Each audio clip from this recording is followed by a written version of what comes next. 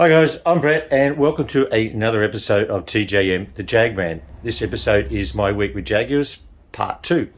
What have we been doing in the last week? Well, it's been a busy couple of Jaguar weeks, that's for sure. First of all, we took my beautiful XJC Adelaide out to Bathurst for a 3-day event for the celebrating 50 years of the XJC, and then followed by that we did a day at 53rd National Jaguar Rally.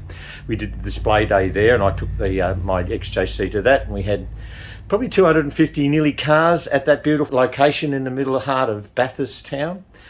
And what else are we doing? Well, we've got a little bit done on, we've done a little bit on my Series 3 Adelaide. No, it's not Adelaide, it's Delta. I'm getting all mixed up with names. Delta, sorting out a few problems there, and a few other things have happened. So stay tuned.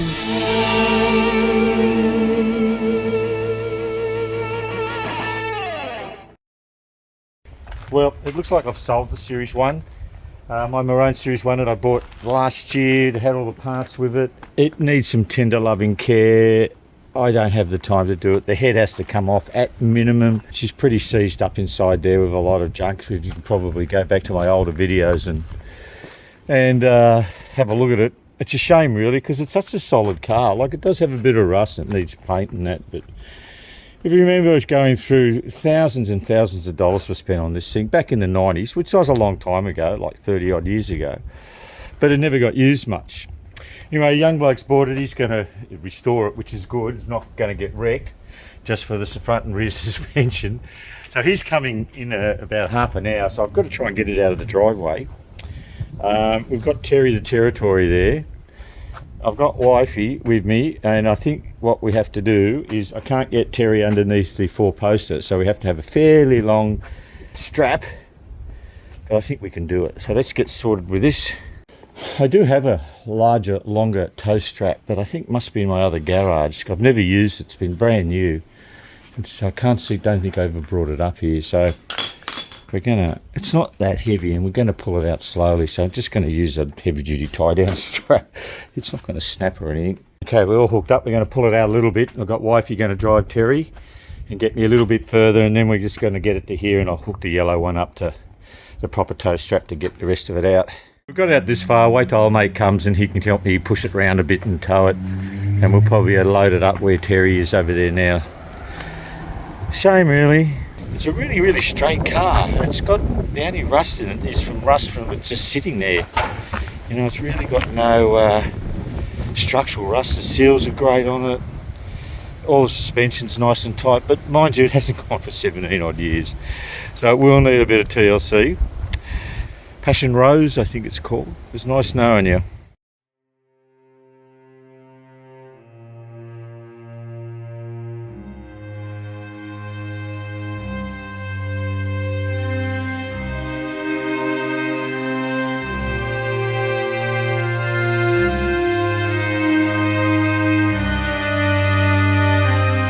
Back with the Series 3 Delta, and we're still trying to work out why my tail lights and parking lights aren't working. And you think this would be a simple matter of just tracing down where the problem is, but we cannot find it. But also I have all this additional extra wiring is from a old alarm system which is now obsolete, but I've got to really work out what's part of the alarm system and what's part of the original harness, and it's a bit spooky.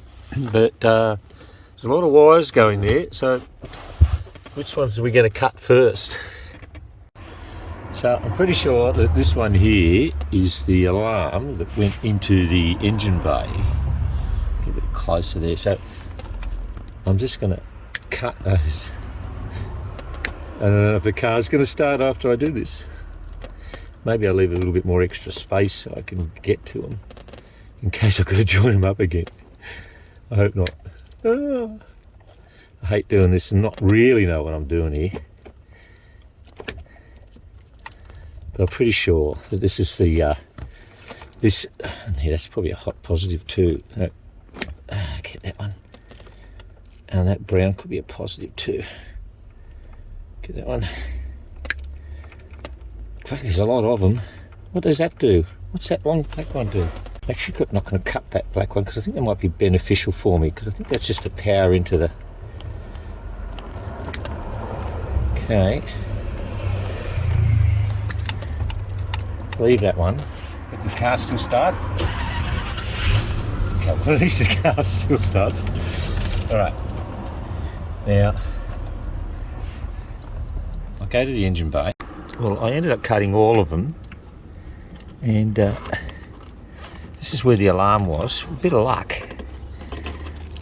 I might be able to, no, I thought I might be able to pull that right through from the dash console, because that's where they fed it. Oh, maybe I can. Yep. Looking good. Lightweight of the car just a little bit. Got rid of that. They probably can go too.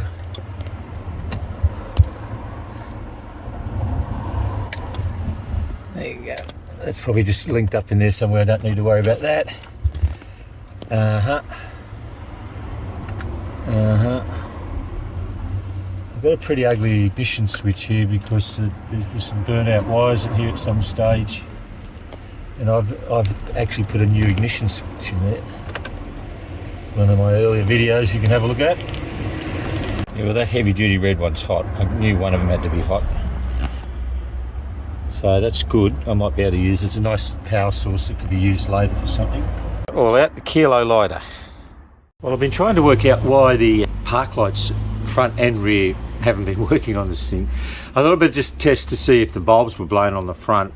And the reason why they're not going on the front is they're blown. So the back have an issue, and I think there's some fuses, inline fuses, and I probably think that's probably the cause as to why they're not going. But while I was at it, I had some H4 LEDs to put in there, so I put in the one on the right hand side already, and look what a difference that made. Oh my god.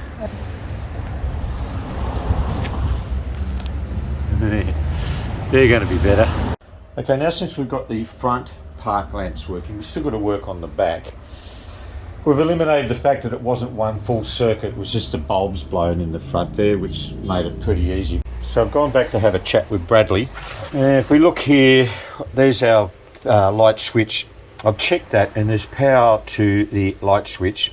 Now there is two wires to the lamps. The red-orange one goes to the front park lamps, and the red one with the slate tracer goes to the rear park lamps.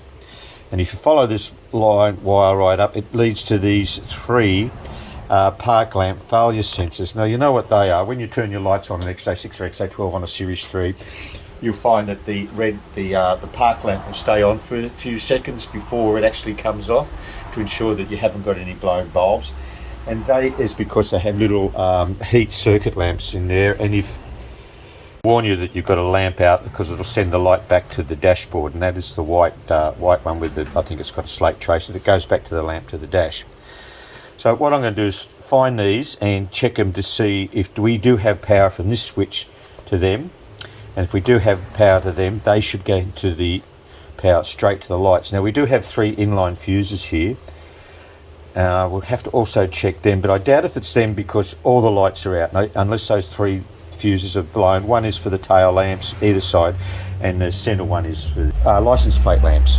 So I've taken out the back panel that covers the back bulkhead. There's obviously some sort of fire in here, and they've replaced all this wiring. Now whether or not they've done a good job or not, I don't know. So you can't see them here, but see those yellow ones, that's meant to be a red wire. So I believe they're the three inline fuses that go to the back tail lights. And here we have 2 rear park lamp warning sensors, but there's not a third one, because this one here is for the brake lights. I have my park lamps on, so in theory I should have at least power to the back here since my switch is working, and I do. This one here should be heading to the tail lights. So I'll whiz those 2 wires off. That white one is the one that goes back to the lamp on your dashboard. This is meant to be to the left hand side, and look, we do have power there, but there's no power on the other side of the sensor switch. I've just taken off that little sensor, and we'll just hook up a little jump to see if this makes our tail lights work. It should make the right hand tail lights work if that's the right hand tester switch. So that's hooked up. Ah, look at that. But that shouldn't be that. only the right hand one should be working, not the whole lot of them. So there's a little bit of muck up with that wiring there. I don't know why that left one's working. That shouldn't be working. Anyway, it doesn't matter. We've resolved the problem. I'll just tidy it up. What I'm going to do is just leave those little sensors, warning sensors, disconnected, because they're not really that necessary. And sometimes they can fail anyway. Just so we can get this thing so I can drive it at night time. So it looks like we've resolved another little issue. For the sake of it, I just jumped the other side, and it's the same. They both come on. So they must be interconnected somewhere in that dog's breakfast of a wiring there. So they're not actually on a separate circuit past that switch. Somewhere in here they're doubling up. I think I know what that could be, actually. I actually do think I know what that is. There's a black wire, and I don't know why. I guess this car's 40 odd years old, so it's had a little bit of extra. Not 40, it's how many years? 35 years old. There's a black wire that runs from the red wire over there to that one over there. So I'm guessing that one of those switches went, and then the other ones went gone. That's why there's an extra wire that comes from this taillight to that taillight, and that's why both of them are going at the same time. I've taken one of those little bimetal park warning lamp switches out, and this one looks like it's got a little bit of fusion just there. If we pull it apart, we might be able to have a look at it and see why it doesn't work. So my theory is one didn't work, they've hooked it up to the other one, and then the other one has eventually failed. I just opened it up inside for shits and giggles, and that wire may not be correct, but heat wire, but it's certainly not working. Another thing, when I was just checking this taillight, I don't believe I've ever had this taillight off or even noticed it, but it hasn't got its dividers in there. I noticed that the orange and the red all was showing up when they have that park light on, which is rather annoying, but I do have extra Series 3 taillights, but they're not here. They're up at the Jag Cave. So when I'm up there next week, we might just tidy this one up and get it looking a bit smarter than what it is now. I mean, who does that? So I've just bypassed both those lamp out warning thingos. So now I won't get a warning if there's a bulb out. But at least I've got taillights now. I think that's a better option. Okay, we're back with the XK8. It looks like the boys are starting to do a little bit of work on it, but we still don't know what the cause of the rattle is. So we've taken the tapper cover off, or the valve cover off. Looks pretty clean under there. Looks like it's had regular oil changes and that. It's really quite clean. There's a little bit of browning and that, but that's a new tensioner. That's a cast iron tensioner, not the plastic one. And it's all looking pretty tidy. But we still don't know what that rattle is. Well, hi guys, that'll be a wrap for the week. But before we go, I'd just like to thank all the organisers of the XJC 3-day 50 years of celebration of the XJC. They all did a great job, and it was a fun 3 days away. Also, I'd like to thank Jaguar Drivers Club of Australia for the efforts they did in hosting the 53rd National Rally. That was absolutely fun. Unfortunately, I couldn't stay for any more than the display day. We had other commitments. But anyway, that was great. And, okay, well, if you like this video and you made it this far, give it a thumbs up. If you haven't subscribed, you can do that too. And if you want to leave a comment, as always, I love hearing from you guys. And we'll see you on the next one. Cheers.